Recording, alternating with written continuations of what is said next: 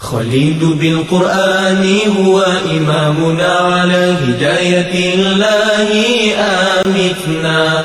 خليل بالقرآن هو إمامنا على هداية الله آمتنا. كلام ربنا هدايتنا، عطاء جبريل على رسولنا. كلام ربنا هدايتنا، عطاء جبريل على رسولنا. Kekalkan Al-Quran sebagai imam kita, semoga kembali di dalam petunjuknya. Kekalkan Al-Quran sebagai imam kita, semoga kembali di dalam petunjuknya. Kalamullah hidayah bagi kita, diberikan Jibril kepada Rasul kita. Kalamullah hidayah bagi kita, diberikan Jibril kepada Rasul kita. كلام ربنا على نور المصطفى. كلام ربنا على نور المصطفى. كلام ربنا على نور المصطفى. كلام ربنا على نور المصطفى.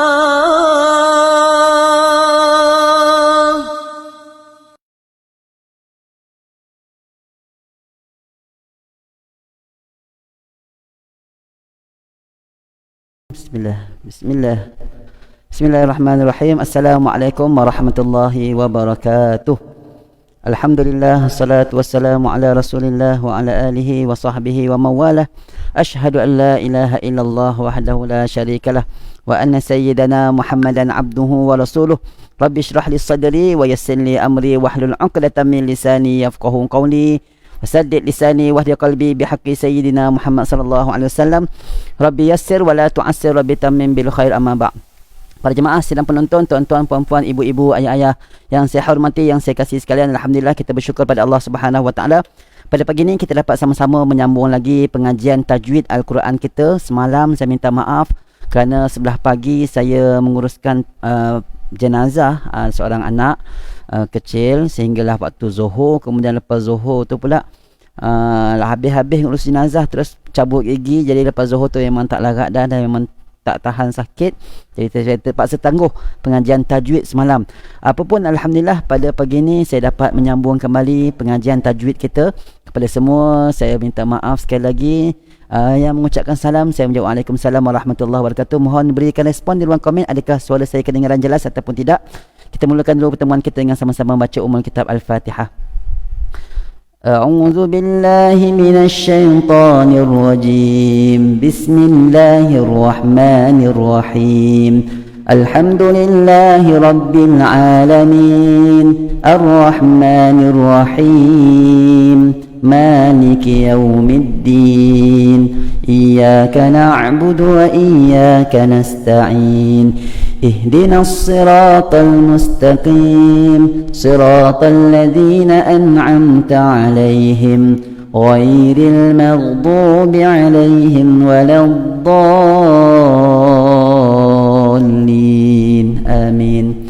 Bismillahirrahmanirrahim. Alhamdulillahirabbil alamin wassalatu wassalamu ala asyrafil anbiya'i wal mursalin wa ala alihi wa sahbihi ajma'in. Allahumma aftah alaina hikmataka wanshur alaina min khazaini rahmatika ya arhamar rahimin. Rabbana shrah lana sudurana wa yassir lana umurana wahlul 'uqdatam min alsinatina yafqahu aqwalana. Allahumma faqqihna fid din wa 'allimna at-ta'wil wahdina siratal mustaqim. Allahumma zidna ilma warzuqna fahma. Allahumma nawwirna binuri ilmik wa ab'idna nisyan birahmatika ya arhamar rahimin. Walhamdulillahi rabbil alamin. Alhamdulillah para jemaah, pada pagi ini kita akan sambung kembali pengajian tajwid Al-Quran kita menggunakan kitab tajwid Al-Quran Qira'at Asim. Siapa yang ada kitab boleh buka kitab di halaman yang ke-66. Siapa yang ada kitab boleh buka kitab untuk surat 66. Tajuk dia iaitu hukum membaca Al-Quran atas orang yang berhadas. Hukum membaca Al-Quran bagi orang yang atas orang yang berhadas. Sekejap saya cuba carikan untuk saya kongsikan di skrin sebentar. Sekejap.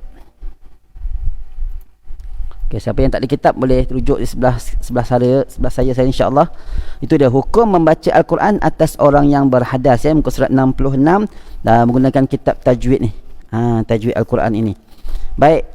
Okey, siapa yang ada kitab boleh buka kitab. Selamat datang kepada semua yang bersama-sama dengan saya pada pagi ni. Datuk Marina, Nur Hayati Kamaluddin, Azizah Omar, kemudian Nur Hayati Kamaluddin, Datuk Marina, Anizah Omar, Nurzi Tahrifin. Baik, kepada semua yang mengucapkan salam, saya menjawab Waalaikumsalam warahmatullahi wabarakatuh. Datuk Marina daripada Seberang Jaya, masya-Allah. Seberang Jaya Penang. Baik, sampai ke Penang sana jelas, mudah-mudahan yang lain-lain pun jelas insya-Allah. Okey, kalau semua dah bersama-sama dengan saya, dah ada kitab, saya teruskan tanpa membuang masa, iaitu di muka surat ataupun halaman yang ke-66, tajuk orang hukum membaca Al-Quran atas orang yang berhadas. Jadi sepakat ulama mengharuskan orang yang berhadas kecil. Berhadas kecil ni maksudnya apa? Bukannya orang yang kena mandi wajib, ya. Hadas kecil ni ialah orang yang tiada wuduk. Orang yang tiada wuduk. Maknanya semua ulama mengatakan bahawa boleh kalau orang tu tak ada wuduk untuk dia membaca. Kan jelas membaca dengan menyentuh. Kalau membaca, contoh kita duduk saja-saja, kita tak ada wuduk ni, kita nak baca Al-Quran, boleh ke tak boleh? Adakah nak kena, bila nak baca je kena ambil wuduk? Jadi sepakat ulama kata boleh. Maknanya kalau duduk saja-saja kita nak baca A'udzubillahi minasyaitanirrajim, Bismillahirrahmanirrahim, Qul huwallahu ahad, boleh ke? Jawapannya boleh. Dan cuma kalau berwuduk itu lebih aula ataupun disunatkan. Tetapi mereka telah bersisih pendapat bagi orang yang berhadas besar. Okey, kalau hadas kecil, maknanya orang yang tak ada wuduk, semua ulama kata boleh. Cuma disunatkan untuk berwuduk. Tetapi bagi orang yang berhadas besar, orang yang berhadas besar ni ialah orang yang terangkat baginya ataupun diwajibkan ke atasnya untuk mandi junub ataupun mandi wajib. Orang yang kena mandi wajib ni maknanya sama ada dia baru lepas berjunub ataupun mereka itu ada haid ataupun nifas, maka di kalangan ulama berbeza pandangan bagi orang yang berhadas besar. Jadi di sini dinyatakan pendapat mengikut mazhab imam-imam mujtahid. Jadi didatangkan di sini beberapa pandangan-pandangan di kalangan ulama mujtahid. Yang pertama kita tengok bagaimana mazhab al-Imam Hanafi. Mazhab Hanafi mengatakan haram, tak boleh orang yang berjunub, orang yang berlepas bersama-sama dengan suami isteri, kemudian ataupun orang-orang yang dalam keadaan haid ataupun nifas, haram bagi Imam Hanafi, iaitu mereka membaca Al-Quran walaupun sedikit. Tak boleh. Kalau memang niatnya dia nak baca Al-Quran, tak boleh. Sampai begitu. Itu mazhab Hanafi. Adapun mazhab Maliki mengatakan harus, maknanya boleh kalau sedikit. Sedikit tak apa.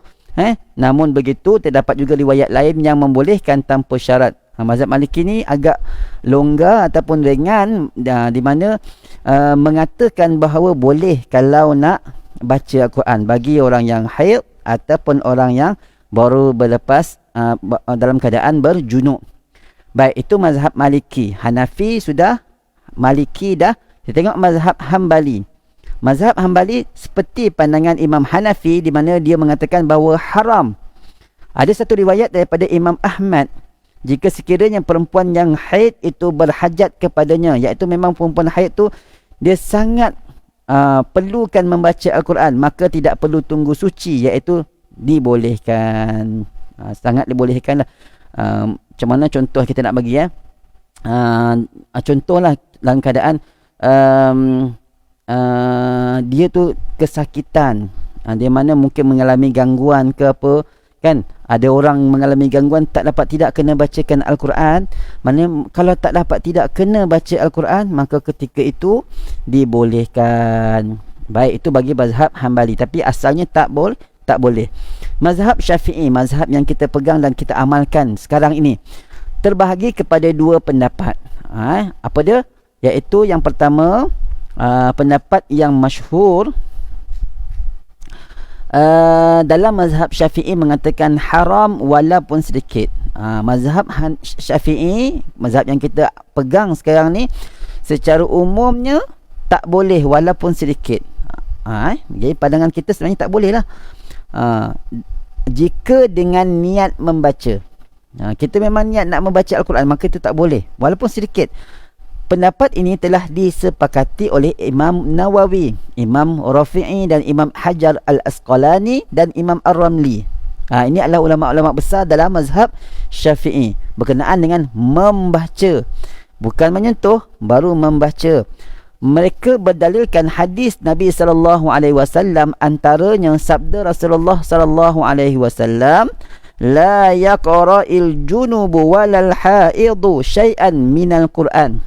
Janganlah hendaknya, kata Nabi, orang yang berjunub itu dan wanita yang haid membaca sesuatu daripada Al-Quran. Orang yang berjunub ni boleh jadi lelaki, boleh jadi perempuan, sebab takkan berlaku berjunub kalau tak ada dua pasangan ni, tak ada lelaki, tak ada perempuan. Maknanya sepasang ni tak ada, mesti ada lelaki ataupun perempuan. Maka lelaki ataupun perempuan yang dalam keadaan berjunub, mereka tak boleh baca Al-Quran. Nabi larang, jangan.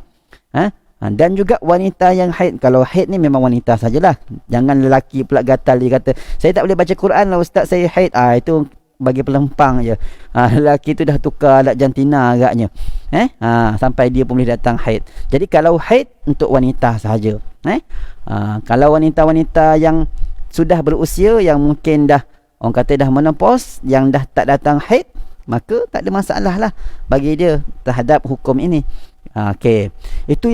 Itu pandangan pertama. Dalil yang pertama. Dalil yang kedua, Nabi SAW kata apa? La yaqra'il haidu walan nufasa'u minal Quran syai'an. Janganlah hendaknya wanita yang haid dan wanita yang nifas membaca sesuatu daripada Al-Quran. Wanita yang baru lepas bersalin, yang masih lagi mengalami darah nifas, maka mereka juga tidak dibolehkan. Nabi kata jangan. Jadi perhatian, kedua-dua hadis tersebut adalah hadis daif lah, lemah di sisi semua ulama hadis. Adapun kedua-dua hadis ni dari sudut periwayatannya, kekuatannya, dia masih hadis lemah. Tapi jangan pula kita berlonggar-longgar terhadap hadis-hadis yang lemah ni pula. Okey, kita teruskan.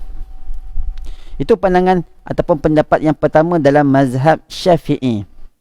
Pendapat kedua dalam mazhab Syafi'i mengatakan harus, maknanya boleh bagi orang yang berhadas besar membaca Al-Quran. Pendapat ini diriwayatkan oleh Al-Haythami dalam kitab Al-Ayyab Syarhul Ubab, bahawa Ibnu Al-Munzir dan Ad-Darimi memilih apa yang diriwayatkan oleh Ibnu Mas'ud dan lainnya, bahawa boleh bagi orang yang haid membaca seluruh Al-Quran. Imam Bukhari juga ada meriwayatkan pendapat Ibnu Mas'ud ini, bahkan beliau sendiri berpendapat seperti ini.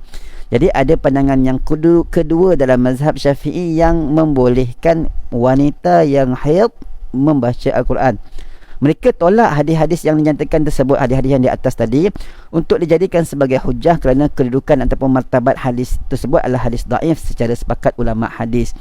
Mereka berhujah bahawa pada zaman Rasulullah sallallahu alaihi wasallam ramai wanita yang kedatangan haid. Jika sekiranya diharamkan ke atas mereka membaca Al-Quran sebagaimana yang diharamkan solat, maka tentulah baginda telah menerangkan kepada umatnya serta mengajarkannya kepada isteri-isteri baginda sallallahu alaihi wasallam. Tetapi tidak ada seorang pun daripada ummahatul mukminin yang meriwayatkan daripada Rasulullah sallallahu alaihi wasallam bahawa diharamkan ke atas perempuan yang haid membaca Al-Quran. Ini hujah mereka lah yang membolehkan wanita yang haid untuk membaca Al-Quran. Maka hujah tersebut, mereka berpendapat bahawa tidaklah diharamkan ke atas perempuan yang haid membaca Al-Quran. Okey. Baik, kita tengok kesimpulan dia. Jangan pula kita bermudah-mudah dalam perkara ni, kena hati-hati juga, terutamanya para wanita kena berhati-hati juga dalam hal ini berkenaan dengan membaca Al-Quran bagi mereka yang datang bulan.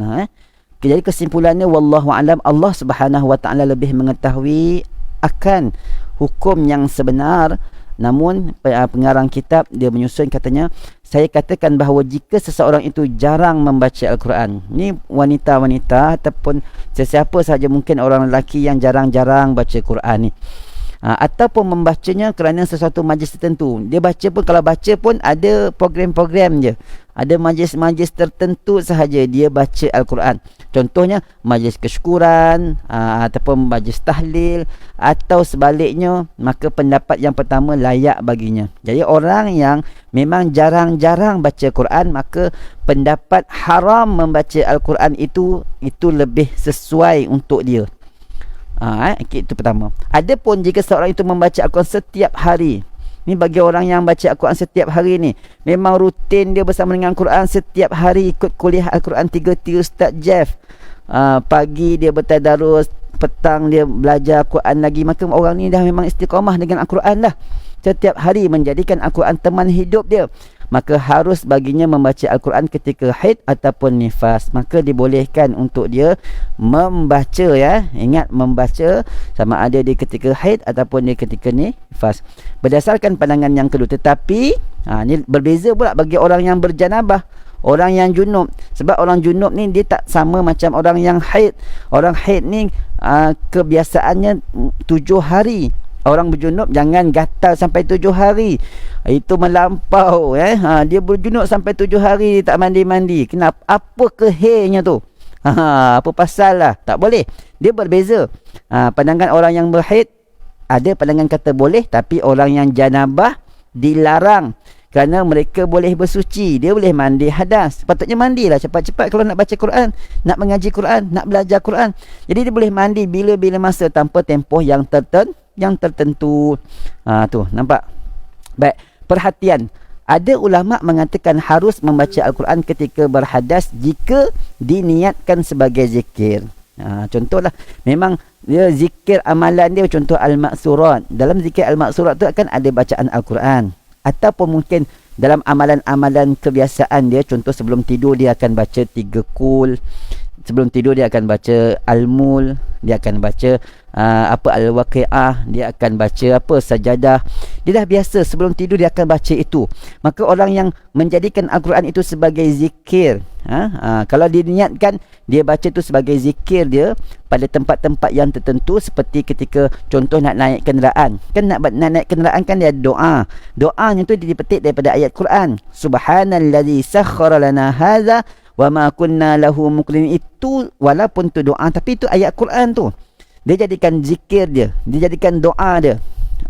Maka ketika itu adalah boleh baca Al-Quran. Ni ulama kata kalau dia niatkan zikir ataupun mungkin dia niatkan doa. Dia nak berdoa kan? Dia doa apa? Rabbana atina fid dunya hasanah wa fil akhirati hasanah wa qina azabannar. Itu doa, tapi itu juga ayat Al-Quran. Jadi kalaulah dia baca Al-Quran tapi dia niatkan itu doa ataupun itu zikir bagi dia, maka ketika itu ulama kata membolehkan. Okey, semua setakat ni saya syarah laju sangat ke ataupun okey je?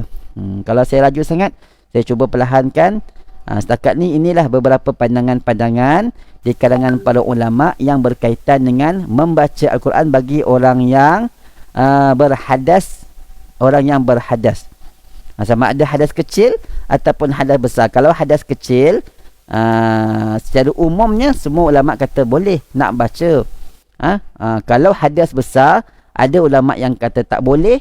Pandangan ulama ada yang kata memang haram, ada yang kata harus. Jadi kalau kita orang yang lebih berjaga-jaga ni, orang yang berjaga-jaga ni dia akan ambil pandangan yang haram tu lah, supaya dia tidak terjatuh ke lembah perkara yang Allah Subhanahu Wa Taala murkai. Sebab benda-benda haram tu ialah benda-benda yang Allah murka, benda yang Allah tak suka, Allah marah, kan Allah benci. Sebab itu dia akan pelihara diri dia daripada melakukan perkara tersebut. Dia tak nak buat. Okey, kalau okey setakat ni jelas, alhamdulillah. Baik. Jadi itu bagi orang yang betul-betul pelihara diri dia, tak nak buat benda-benda haram, maka dia tak bacalah, dia tinggalkanlah, dia pegang pandangan yang kebanyakan di kalangan ulama kata tak boleh tu. Kalau orang tu nak sangat dan dia memang orang yang istiqamah sangat, dia nak belajar, dia nak mengaji, apabila tak dapat tu dia rasa bersalah, dia rasa berdosa, dia rasa kering, dia nak mengaji juga, maka dia boleh berpegang dengan pendapat yang kedua dalam mazhab Syafi'i, iaitu boleh membaca Al-Quran. Baik, kita beralih ke muka surat yang seterusnya, iaitu apa? Hukum membaca Al-Quran atas orang yang berhadas. Hukum menyentuh Al-Quran atas orang yang berhadas ini di muka surat 69. Siapa yang ada kitab boleh buka muka surat 69. Tajwid Al-Quran jilid yang pertama. Siapa yang nak kitab ni boleh PM saya, personal message dengan saya 019 3079 306. Saya tinggalkan nombor saya sekejap. 019 3079 306. Okey, boleh mesej saya untuk dapatkan kitab. Harga kitab ni kalau beli sebuah agak mahal lah. Kalau beli sebuah iaitu harga dia RM80. Kalau beli dua, iaitu dua jilid, satu set lah, ada 100 berapa itu? 100 sekejap 145.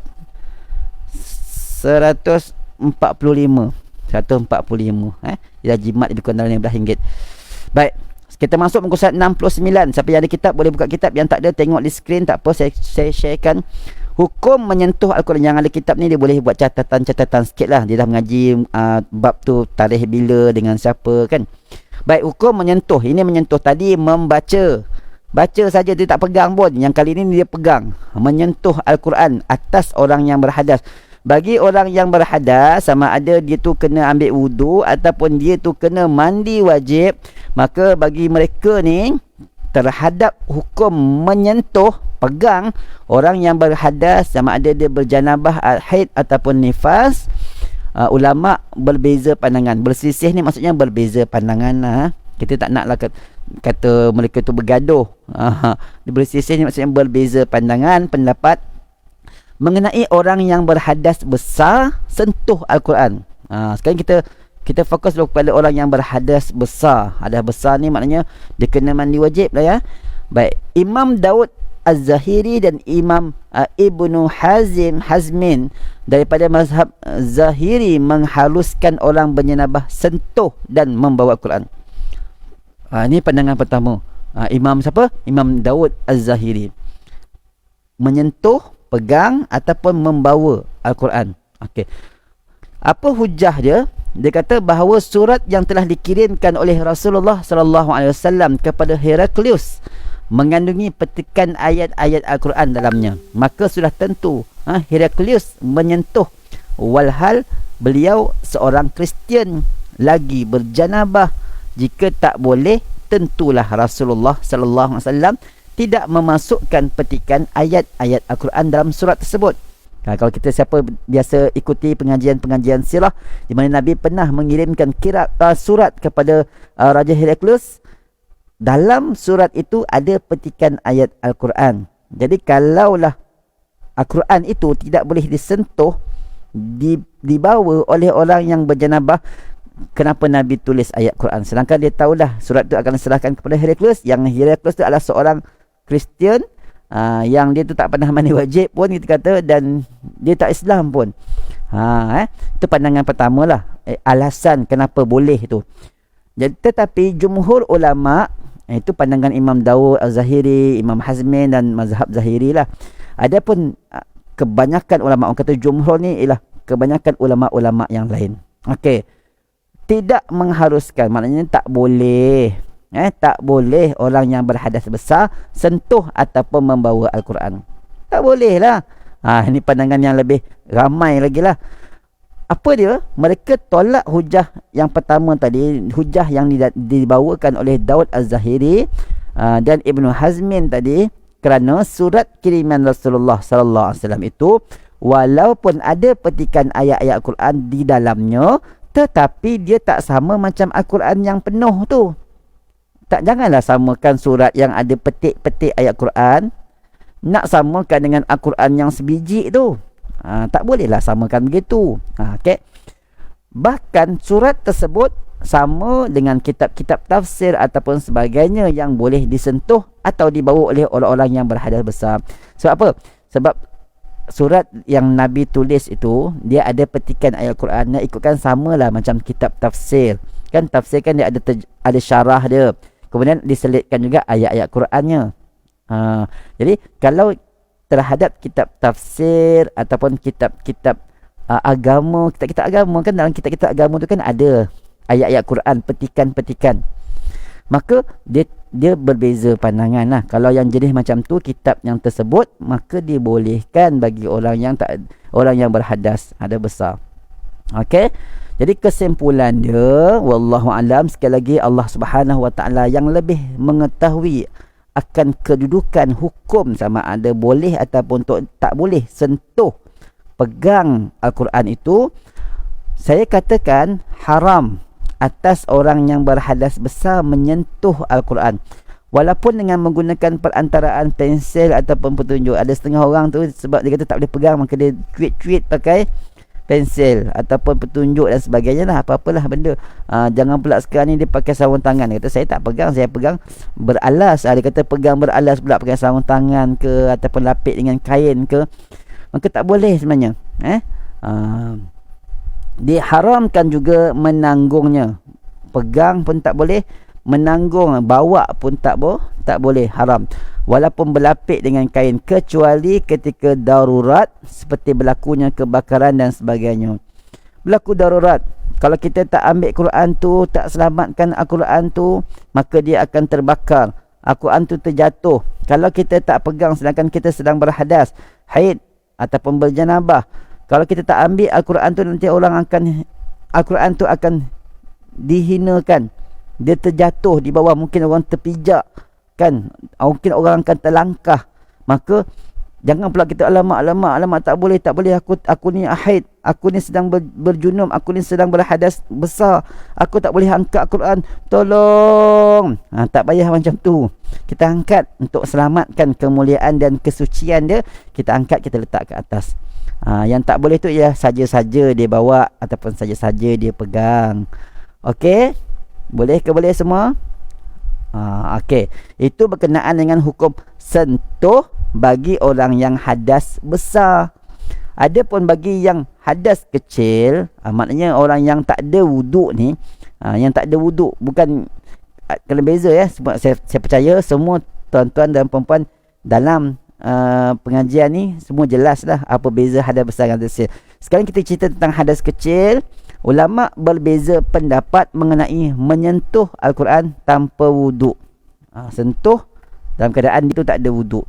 Yang pertama, jumhur ulama fiqh, kebanyakan, boleh katakan keseluruhan, boleh katakan mengharamkan atas orang yang tidak berwuduk, iaitu orang yang berhadas kecil, sentuh ataupun membawa Al-Quran. Mereka berhujah dengan dalil-dalil berikut. Apa dalil dia? Dia ambil daripada ayat surah Al-Waqiah ayat 79, la yamassuhu illal mutahharun, tidak menyentuhnya iaitu Al-Quran kecuali mereka yang disucikan. Itu yang pertama, dalil yang pertama. Dalil yang kedua, dia ambil hadis Nabi sallallahu alaihi wasallam, la yamassul qur'ana illa tahirun, tidak menyentuh Al-Quran itu kecuali orang yang suci. Jadi Nabi sebut orang yang suci yang boleh sentuh Al-Quran. Dalam hadis yang lain, Nabi sallallahu alaihi wasallam menyebut lagi daripada Abu Bakar Muhammad bin Amru bin Hazmin.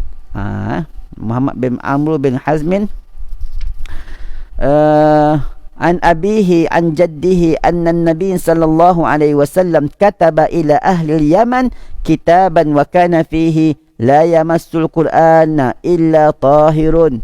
Daripada Abu Bakar bin Muhammad bin Amru bin Hazmin, daripada ayahandanya, daripada datuknya, bahawa Rasulullah sallallahu alaihi wasallam menulis surat kepada penduduk Yaman. Di dalamnya mengandungi ucapan tak boleh sentuh Al-Quran kecuali orang yang suci. Dalam surat tu Nabi sebutlah jangan sentuh Quran bagi orang yang kecuali orang yang suci. Baik, Ibnu Abbas, Asy-Sya'bi dan Ad-Dhahak bin Muzahim, Imam Daud Az-Zahiri, Imam Hazmin dan Imam Hammad Al-Basti berpendapat bahawa orang yang berhadas kecil boleh. Ini pandangan-pandangan segelintir kecil di kalangan ulama-ulama yang ramai tadi ni, siapa dia yang Ibnu Abbas, Sya'bi, Dhahak dan sebagainya ni kata boleh menyentuh Al-Quran kerana tak ada dalil yang terang yang mengharamkannya.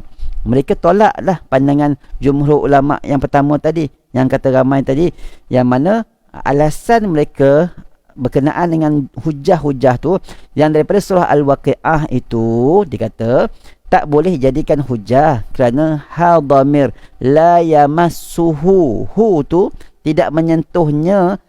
Hal dhamir itu ganti nama tersebut dia kembali kepada Lauh Mahfuz, dan yang dimaksudkan dengan mereka yang disucikan illal mutahharun itu ialah para malaikat seperti yang ditunjukkan oleh ayat-ayat Quran. Maknanya Al-Quran yang di Lauh Mahfuz tu tidak ada siapa-siapa boleh menyentuhnya, la yamassuhu, tak ada siapa boleh sentuh. Illa melainkan yang boleh mutahharun iaitu para malaikat. Itu apa tu menolak dalil pandangan ayat mengatakan bahawa ayat tersebut melarang. Baik, hadis tersebut terlalu umum. Yang kedua, hadis yang kedua tu masih lagi umum. Illa tahirun, melainkan orang yang suci. Kataan tahirun itu orang yang suci, dia ni mengandungi beberapa makna. Tahirun tu ia juga mungkin bererti suci daripada hadas besar ataupun hadas kecil. Boleh jadi suci daripada hadas besar atau hadas kecil. Mungkin juga suci badan daripada najis. Maknanya kalau orang tu ada najis, tak boleh jadi itu juga. Dan mungkin bererti orang yang beriman, kerana orang beriman itu suci, tidak seperti orang musyrik, orang kafir, kerana mereka dihukumkan najis. Orang kafir, musyrik itu, orang kafir yang bukan Islam ni, orang ni dia kotor, dia tak tahir, dia tidak suci. Sebab dalam Al-Quran Allah Subhanahu Wa Taala sebut dalam surah Taubah ayat yang ke-28 tu, ya ayyuhallazina amanu innamal musyrikuna najasun fala yaqrabul masjidal haram ba'da 'amihim hadza. Wahai orang beriman, sesungguhnya orang-orang musyrik itu najis. Maknanya orang musyrik ni kotor, dia ni bernajis. Maka kata jangan mereka tu mendekati Masjid Haram lepas ni dah. Jadi Allah larang orang-orang musyrik masuk ke Masjid Haram sebab mereka ni tak suci. Okey. Jadi kesimpulannya, wallahu alam, sekali lagi Allah Subhanahu Wa Taala lebih mengetahui akan hukum menyentuh Al-Quran kan bagi orang yang berhadas.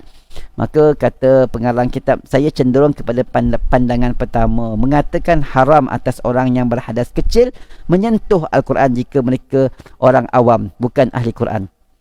Kalau orang ni dia bukan ahli Quran, maknanya dia jarang-jarang, kadang-kadang baca Quran. Yang jarang, yang kata jarang-jarang, kadang-kadang dengan Quran tu, mereka ni tak boleh sentuh Al-Quran.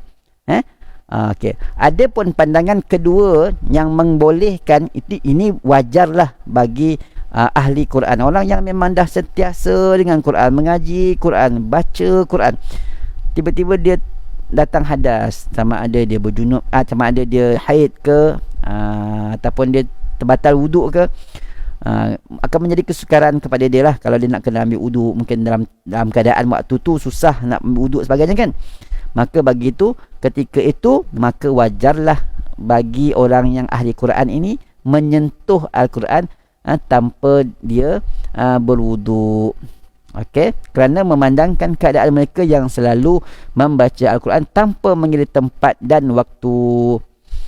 Okey, setakat ni okey lagi.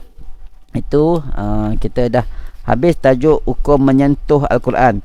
Baik, kita masuk ke tajuk yang terakhir, iaitu berkenaan dengan hukum mengajar dan mengambil upah mengajar Quran. Contohlah saya kan mengajar Quran kan, ataupun apa ni, orang yang belajar mengajar lah, dia ambil yuran ataupun dia ambil upah. Nak ngaji dengan saya ada pengeras dia. Nak ngaji dengan saya kena ada pengeras.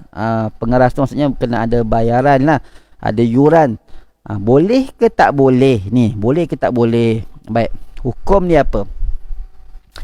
Okey, kita bagi rehat seminit. Setakat ni kalau ada apa-apa respon, boleh bagi respon. Semua jelas dan faham insya-Allah. Kita menggunakan kitab Tajwid Al-Quran Qiraat Asim jilid yang pertama. Sekarang kita berada di halaman yang ke-72. Siapa yang ada kitab boleh buka kitab. Hukum mengajar dan mengambil upah mengajar Al-Quran. Baik, saya teruskan. Hukum mengajar Al-Quran fardu kifayah. Ajar ni fardu kifayah hukumnya. Jangan sampai tak ada ustaz langsung nak mengajar Al-Quran. Kena ada ustaz yang mengajar Al-Quran. Kena ada. Jangan sampai tak ada. Jika dalam sebuah kampung tidak ada orang yang layak mengajar Al-Quran kecuali seorang dia tu sahaja, maka ketika tu menjadi wajib fardu ain ke atas dia tu mengajar Al-Quran kepada orang lain. Sabda Nabi sallallahu alaihi wasallam, balighu anni walau ayah, sampaikan olehmu dariku walaupun satu ayat. Kena sampaikan satu ayat. Jadi contoh memang semua orang bekerja, semua orang sibuk nak cari nafkah. Daripada ramai-ramai orang dalam kampung tu ada seorang yang pandai Quran, yang dia ni ahli Quran lah. Mungkin dia pernah belajar Quran, memang dia mahir dengan Quran. Kita kenal dia ni orang yang mahir dengan Quran. Dan dalam kampung kita ni memang tak ada orang yang mengajar Quran. Tak ada. Maka waktu tu kita bagi tahu kepada yang seorang yang pandai Quran ni, kita kata, ustaz ataupun ustazah, tolong ngajar Quran kat kampung kita. Sebab kita dah tak ada ustaz-ustazah ngajar Quran lagi ni. Ustaz tu kata, minta maaf banyak makcik, saya kalau susah makcik sebenarnya. Saya ni anak ramai, anak 8 orang. Saya bekerja jual niaga. Kalau saya mengajar, saya tak dapat nak niaga, saya tak ada duit nak sara anak-anak. Makcik tu kata, apa ni ustaz, mengajar Quran pun nak kena bayar ke? Makcik ustaz tadi mungkin kenalkan, kata kalau makcik nak saya mengajar, kenalah sikit bayar yuran. Sebab saya terpaksa tinggalkan perniagaan saya terpaksa tinggalkan kerja saya untuk mengajar. Masa saya kena bagi masa untuk mengajar. Jadi masa saya, kerja saya kalau saya tak ada income, susah saya. Syarat kalau nak saya mengajar, kena ada yuran dia, kena ada pengeras dia lah, kena ada upah dia. Jadi apa hukum tu? Boleh tak ustaz tadi buat macam tu? Jadi para ulama berbeza pendapat mengenai hukum ambil upah, iaitu menerima habuan mengajar Al-Quran. Terbahagi kepada 3 golongan. Ada 3 pendapat, boleh ke tak boleh ambil upah daripada mengajar Quran ini. Kalau Imam Abu Hanifah dan Imam Az-Zuhri mengatakan tak boleh ambil upah ajar Quran secara mutlak. Kalau kamu ambil upah sebab ajarkan Quran tu, maka tak boleh. Itu kata Imam Abu Hanifah. Imam Al-Basri, Imam Sya'bi, Ibnu Sirin mengatakan harus, maknanya boleh ambil upah ajar Quran jika tidak mensyaratkan upahnya. Boleh ngajar dan kamu ambil upah pun boleh, tapi syarat, ada syaratnya, tidak ada bayaran tetap. Okey. Imam Syafi'i, Imam Malik, Imam Ahmad bin Hanbal dan Imam Atha At-Tabi'i mengatakan harus ambil upah mengajar Quran jika mensyaratkan upahnya dengan upah yang sah, iaitu upah yang diterima di sisi agama syarak. Kalau upah tu, bayaran itu, yuran itu bertepatan lah, orang kata bertepatan, tidaklah melampau-lampau seperti orang meniaga agama, dan juga kalau tak tetap pun boleh. Nak tetap boleh, tak tetap pun boleh. Kalau tetap, jangan sampai melebih-lebih sangat. Okey.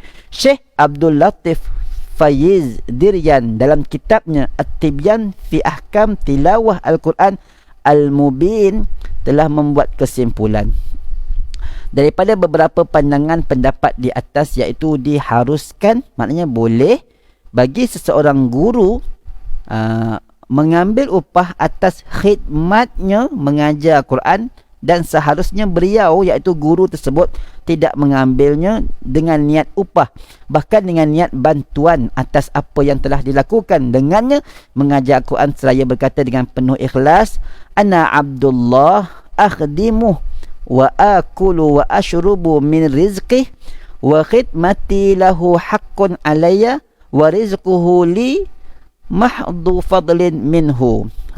Okey. Katanya, aku ni hamba Allah, aku ni manusia, dan aku berkhidmat untuk Allah. Aku ni hamba Allah, aku ni berkhidmat untuk Allah. Aku makan, dia bukan malaikat, aku kena makan, aku kena minum daripada rezeki. Dan khidmat aku baginya, bagi Allah, khidmat aku untuk Allah adalah hak, tuntutan, kewajipan ke atasku. Rezeki Allah itu bagi aku semata-mata kelebihan daripada. Kalau aku dapat rezeki, itu adalah kelebihan daripada Allah, sebab aku berkhidmat untuknya, kan? Maka itu ini kata siapa? Seorang guru sepatutnya begitulah. Kalau dia ambil tu dengan alasan itu adalah, kata, kerana memberikan masa dia tu, tenaga dia, pengalaman dia, usaha dia, mujahadah dia, penat lelah dia, maka dia layaklah, sebenarnya bolehlah. Sebab kalau dia dapat tu adalah rezeki daripada Allah, dia pun berkhidmat untuk Allah, kan? Sabda Rasulullah sallallahu alaihi wasallam, okey, inna ahaqqa ma akhadtum alaihi ajran kitabullah. Sesungguhnya upah yang paling layak atas kamu mengambilnya ialah, iaitu upah mengajar kitab Allah. Ni hadis Bukhari rupanya. Maknanya boleh, ada dalil yang membolehkan ambil upah daripada mengajar kitab Allah. Baik, yang ketiga, Imam Abu Lais As-Samarkandi telah berkata dalam kitabnya Bustanul Arifin bahawa orang yang mengajar Quran ataupun ilmu agama terbagi kepada 3 golongan, iaitu yang pertama, golongan yang mengajar Al-Quran semata-mata kerana Allah, dia tak ambil sebarang balasan ataupun keuntungan. Mereka ni akan mendapat pahala di sisi Allah, dan amalan yang disifatkan sebagai amalan para anbiya, sebab nabi-nabi dulu ngajar tak minta upah. Sabda Rasulullah sallallahu alaihi wasallam, al ulama'u warasatul anbiya wa innal anbiya'a lam yurasu dinaran wala dirhaman wa innama warasul ilma faman akhadahu akhadha bihizzi wafirin. Para ulama itu adalah pewaris para nabi. Sungguhnya para nabi itu tidak sekali-kali mewarisi dinar dan dirham, akan tetapi mereka mewarisi ilmu pengetahuan. Maka barang siapa yang mengambilnya, iaitu ilmu, niscaya mendapat keuntungan yang berlipat kali ganda. Yang kedua, pandangan kedua pula, golongan yang kedua terhadap orang yang mengajar Al-Quran ini, yang kedua, yang mengajar Al-Quran dengan mensyaratkan upah. Mereka layak ambil upah, segala amalan baik mereka akan diterima insya-Allah. Dia layaklah sebenarnya. Yang kedua ni boleh. Yang ketiga, golongan yang mengajar Al-Quran tanpa mensyaratkan upah. Yang kedua tadi mensyaratkan, dia tetapkanlah jumlah dia berapa. Yang ketiga ni dia tak letakkan tetap. Jika diberi hadiah, upah mereka ambil. Tak terima hadiah pun tak ada masalah bagi dia. Mengajar dan menerima hadiah. Sesungguhnya setiap amalan kebajikan mereka tertulis di sisi Tuhan mereka insya-Allah. Setiap apa yang berlaku tu Allah lebih mengetahui. Dia ikhlas ke tak ikhlas ke, dia bersungguh ke tidak bersungguh, itu Allah akan balas. Perhatian, Imam Ibnul Jazari telah berfatwa bahawa barang siapa yang mengupah seorang mengajar akannya Al-Quran ataupun membaca baginya Al-Quran sehingga khatam, lalu orang tersebut telah mengajar akannya atau membaca baginya Al-Quran sehingga khatam dengan tiada bertajwid, maka tiada layak bagi orang tersebut mengambil upahnya. Jadi kalaulah kita dah bagi tahu kepada, kita dah cari seorang ustaz untuk ajar kita Quran, kita baca depan dia tapi dia tak tegur langsung pun, tak betulkan pun salah-salah kita, maka sebenarnya tak layaklah guru tadi mengambil upah daripada mengajar tu. Dia mengajar, dia kena tegur, dia kena betulkan lah, dia kena bimbing lah, dia kena tunjuk lah mana yang benar. Itu mana mengajar. Kalau senyap je sekadar dengar tu, lebih baik baca depan patung, baca depan tunggul. Jadi sebab guru tu dia kena amanah, tak ada ilmunya. Kalau salah dia bagi tahu salah lah. Kalau betul dia kena kalau betul tak apalah.